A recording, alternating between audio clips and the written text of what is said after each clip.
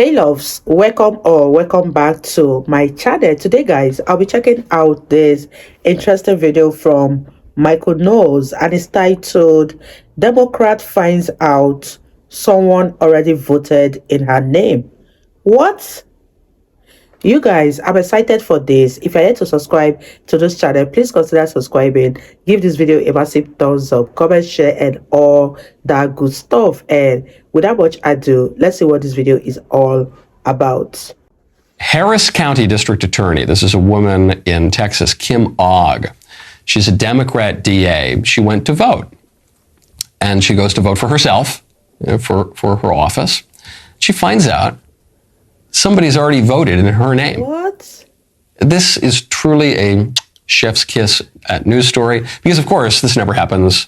There are never any mistakes of identity at the polling places. No. It's all locked down, and Republicans are paranoid, and the only reason they want people to present their ID is to stop, minorities or something from voting. No, actually this happens a fair bit, and it happened to a Democrat while she was trying to vote for herself. From the Houston Chronicle, Harris County DA Kim Ogg went into Love Park Community Center Tuesday morning to cast a ballot for her own primary race, only to be told someone already voted in her name. That's according to this woman's spokesman.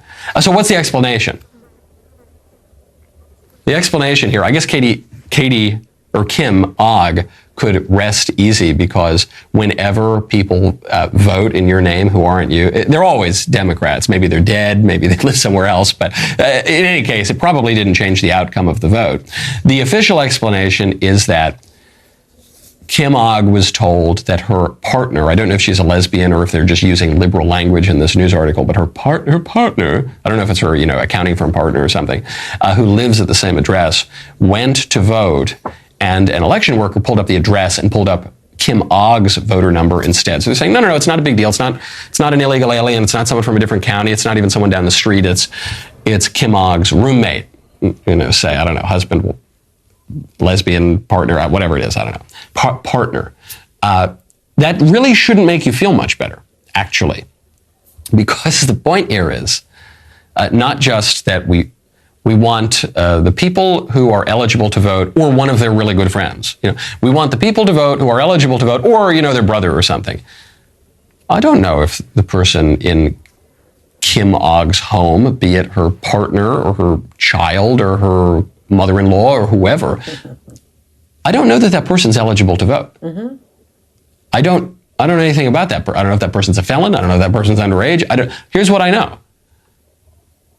If you request that voters prove that they are who they say they are, and they do this to go buy a pack of cigarettes, and they do this to go buy a bottle of wine, and they do this to travel, and they do this for anything, if you do that, then we'll know for sure, and then this won't happen. This thing that we're told that never happens, which is apparently happening to Democrat politicians. Speaking of Democrat politicians, You guys, I do not believe this story one bit. I don't believe that Kim's partner was the one that used her ID or her name to vote for her, because I don't think this is allowed. I think there's more to this than meets the eyes. Let me know what you guys think about this story. Do you believe it, or this is just a fabrication? Leave your thoughts in the comment section, and let's continue watching, you guys.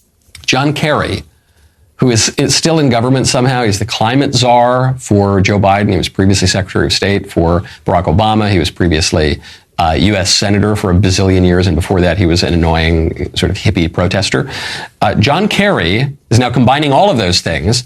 He is demanding that the Russian military, during its invasion of Ukraine, focus on what really, really matters, and that is, of course, reducing carbon emissions.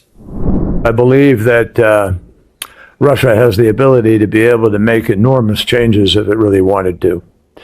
If Russia has the ability to wage a war illegally and invade another country, they ought to be able to find the effort to be responsible in the climate issue.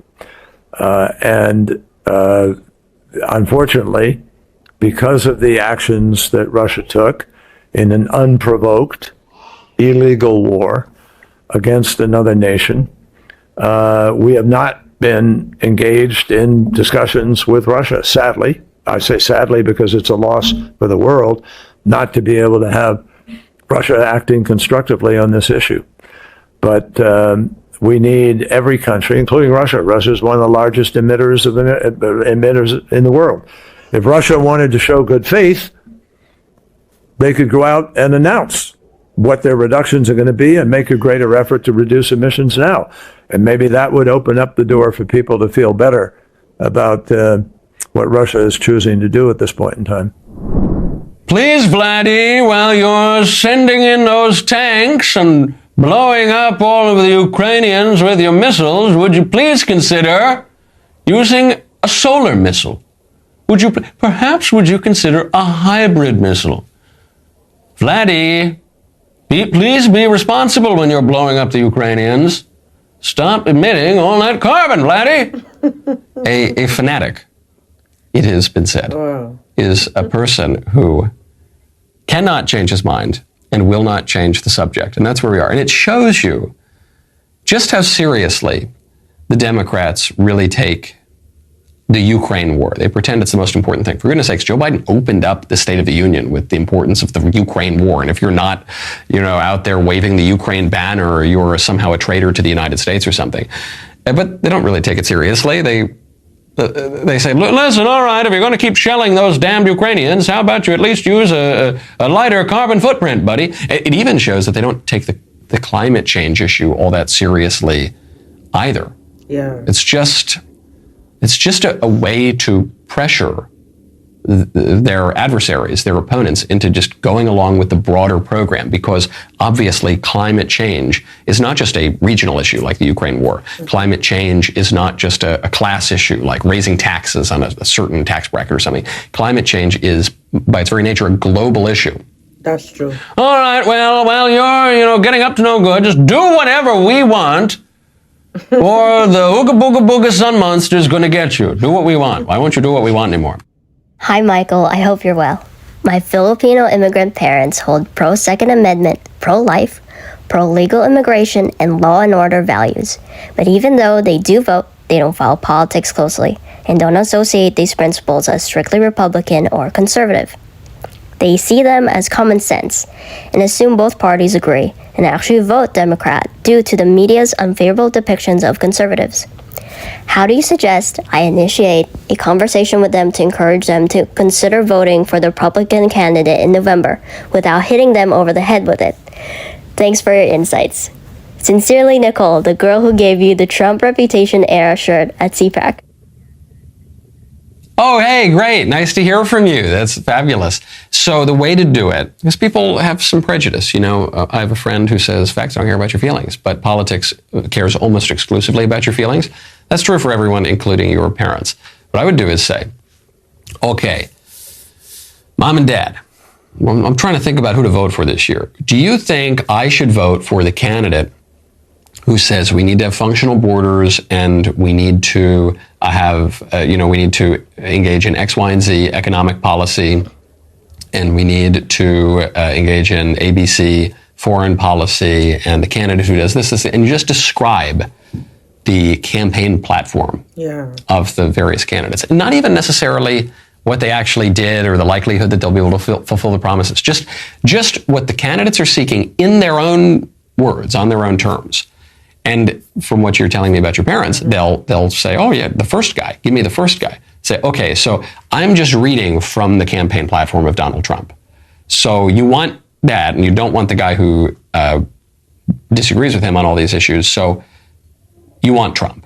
And just allow them to, oh, okay. And it doesn't need to be a big gotcha or anything like that. You just say, hey guys, look, Biden's slippery. He's got an interesting PR team, but yeah, you've just told me you support Trump, so it's all good.